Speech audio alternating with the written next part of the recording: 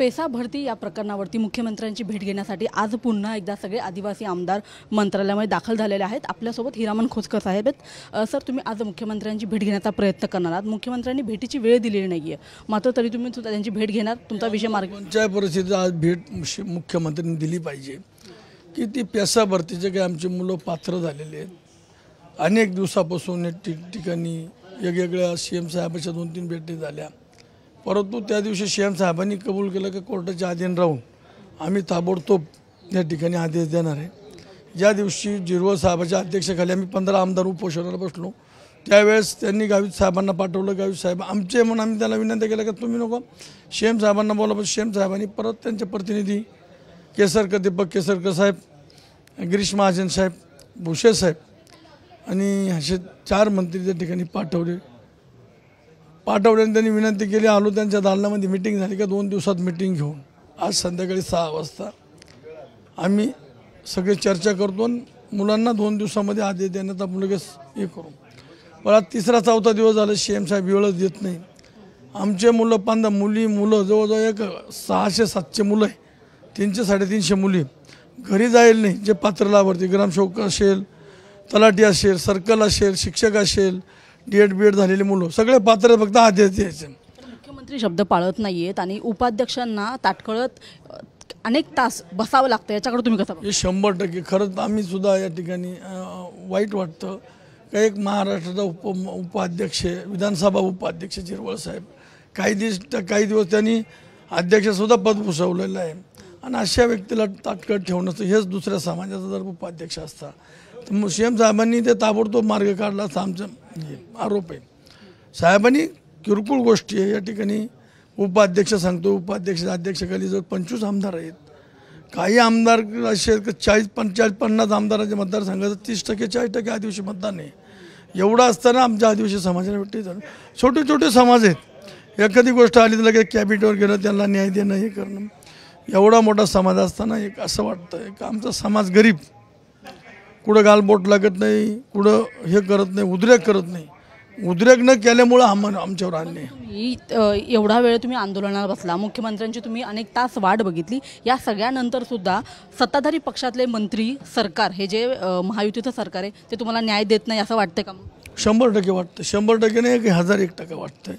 कारण विषय काही एवढा नाही, पात्र लाभार्थी झालेले आहेत, प्रत्येक डिपार्टमेंटनी पात्र सगळे करून ठेवलेले। CM साहेबांनी फक्त आदेश द्यायचा आणि मुलांना ऑर्डर द्यायचे। आता जेव्हा तुम्हाला सत्ताधारी मंत्री नेते जेव्हा तुम्हाला पाठिंबा देत नाही, तुम्हाला सहकार्य करत नाही, अशा वेळी आता विरोधी जे सगळे नेते आहेत महाविकास आघाडीमधले, त्यांची तुम्ही भेट घेण्याचा प्रयत्न करणार आहात? आता आज शेवटचा निर्णय आम्ही बघतो, नाही तर आम्हाला विरोधी पक्ष नेत्याला विजय वडेट्टीवार साहेबांना भेटावं लागेल, शरद पवार साहेबांना भेटावं लागेल, असे भेटून आम्हाला काही मार्ग काढावा। पटोले साहेबांना भेटावं, थोरात साहेबांना भेटून, उद्धव साहेबांना भेटून काहीतरी मार्ग त्यांनी काढावं लागेल, नाही तर आम्हाला या ठिकाणी मतदारसंघामध्ये हे मुलं सामोरे जाऊन देणार नाही, बाहेर निघून देणार नाही। शरद पवार यांनी नुकतंच एक मोठं विधान केलेलं आहे। त्यांचं असं म्हणणं आहे, आरक्षणावरून अनेक समाजामध्ये सध्या आपण बघतो की असंतोष आहे, सातत्याने आंदोलनं उपोषणं होत आहेत। त्यांचं असं म्हणणं आहे की आता आरक्षणाची जी मर्यादा आहे ती 50 वरून 75 करावी। नाही, आरक्षणाचा आमचा विषयच नाही, हे आमच्या पात्र लाभार्थी बिगर आदिवासी एक व्यक्ती कोर्टात गेलेली आहे की जे पेसाचे गाव आहे, तिथं 20-30% आम्हाला धनगरांना सुद्धा आरक्षण हवं आहे, थांबवलं। तो CM साहेबांनी थांबवला, त्या बाबतीत त्या दिवशी आदेश दिला की तुम्हाला धनगरायला आरक्षण आदिवासीमधून देणार नाही, तो विषय झालेला आहे।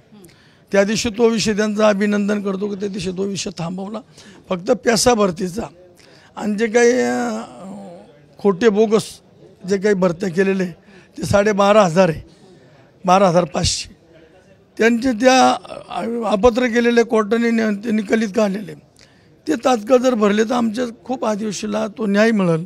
आता विषय असा आहे की शरद पवार यांनी जे विधान केलेलं आहे की सगळे जे आरक्षण आहे ते 50 वरून 75 करावं, जर असं काही करण्याचा प्रयत्न झाला तर सगळ्या समाजामध्ये त्याला दिलासा मिळेल की कसं वातावरण?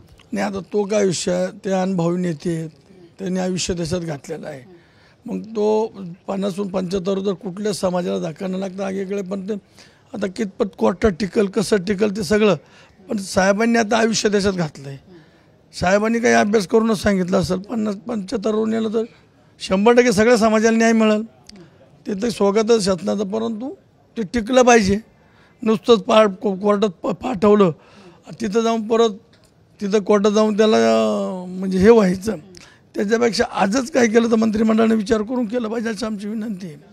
आपण पाहत आहोत की खरं तर जशा पद्धतीने शरद पवार यांनी विधान केलेलं आहे त्या विधानानंतर त्याच्याबद्दल विचार करणं काही गैर नाही आहे, मात्र कोर्टामध्ये ते आरक्षण टिकलेल का याच्याबद्दल देखील अभ्यास होणं महत्त्वाचं असल्याचं आता आमदार देखील बोलताना पाहायला मिळत आहेत. कॅमेरामन राकेश सह मी रुपाली बडवे, साम TV मुंबई. देश विदेशातील प्रत्येक घडामोडींचे लाईव्ह अपडेट मिळवण्यासाठी आता साम टीव्हीच्या सर्व सोशल मीडिया प्लॅटफॉर्मला लाईक, फॉलो आणि सबस्क्राईब करा. तसंच सर्व नोटिफिकेशनसाठी बेल आयकॉन प्रेस करायला विसरू नका.